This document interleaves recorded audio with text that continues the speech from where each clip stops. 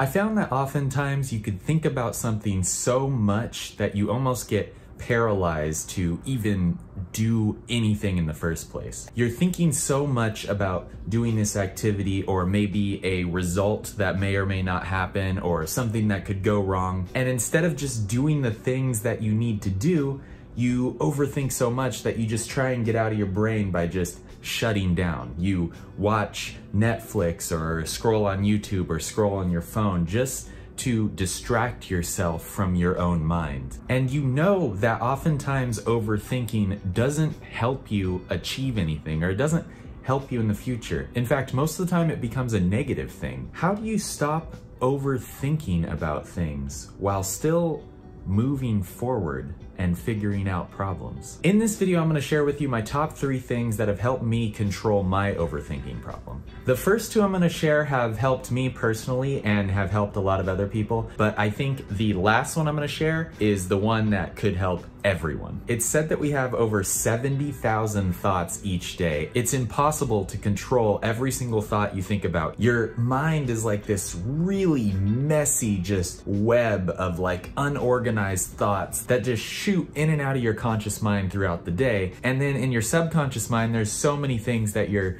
constantly thinking about or worrying about or concerned about. And those things in your subconscious mind sometimes can make you stressed and tense. And when you try and think about why you're stressed and tense, you can't even figure it out because it's just something. You just know that there's something that you need to do or figure out. So to get all these thoughts organized in the chaotic web of your mind is the first thing that has helped me control my overthinking, and that is journaling or writing stuff down. You could also do this as like voice memos or diaries, but the idea is just to get your conscious thoughts into the real world, to actually get it out on paper. And then instead of those thoughts kind of taking up your mind space, you can use your brain for what it's used for best, which is solving problems, figuring things out. And instead of figuring out the formula in your mind, you put the formula down out on paper. You write down all the things that you're thinking, all the things that are bothering you, and then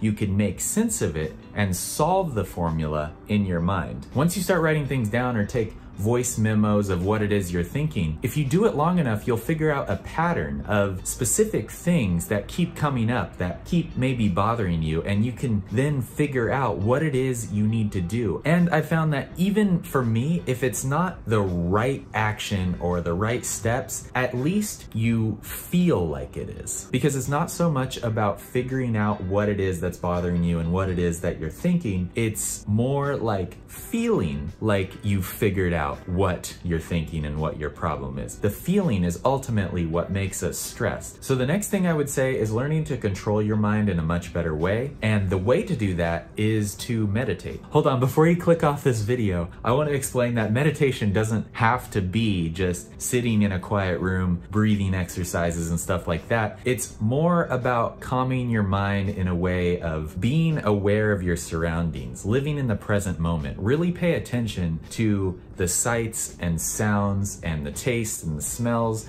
that you're feeling around you. Oftentimes you could be working and still do these things to put yourself in the present moment. And I will say it does help every once in a while too, to sit alone in a quiet room, close your eyes, or maybe listen to some nice music and just think about things that you're grateful for. You can do transcendental meditation, which is the most popular one, but for me personally, I have a really hard time doing that particular type of meditation.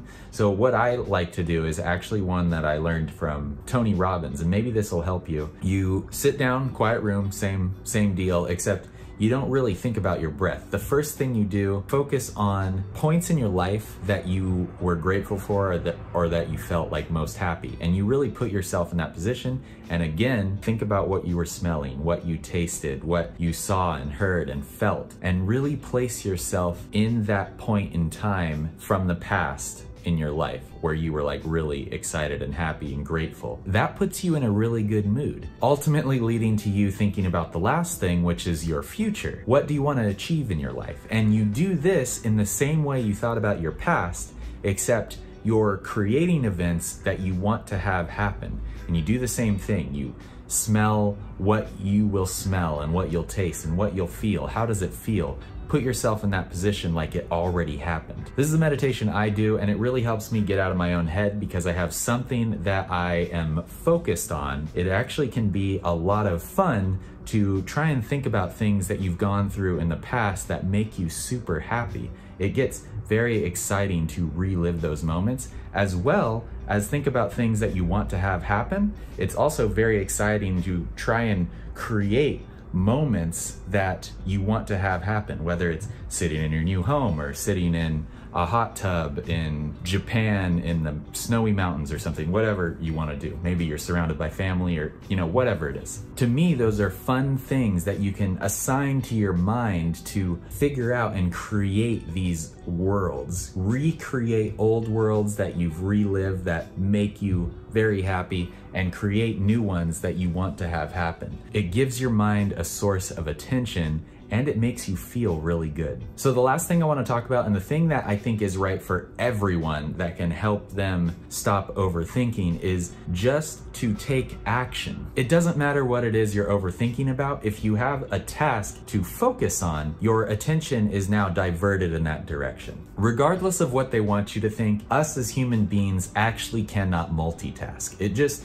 feels that way because, like I said before, we can have 70,000 thoughts in our mind each day, and we're shifting through them so quickly that it almost feels like we're doing multiple things at once. But the reality is, if you're focused on one thing, you can't focus on anything else. And that's why the meditation is so important, because if you're focused on happy thoughts, it's impossible for you to feel sad, because you can't simultaneously be thinking of something happy and sad. It is a mental shift that's happening. You see this oftentimes in a negative sense too. Like I was saying before, people will stop their overthinking by watching Netflix or scrolling on their phone or watching YouTube, but it can also be for bad habits like eating a bunch of junk food or smoking or getting together with friends and partying and drinking. Those are habits you could do to stop from overthinking, but of course doing those things have bad consequences. And of course there's always results to things that you do. So of course you'll feel a lot better and get a lot farther in life if you focus on the things that actually help you. One day you'll wake up and find yourself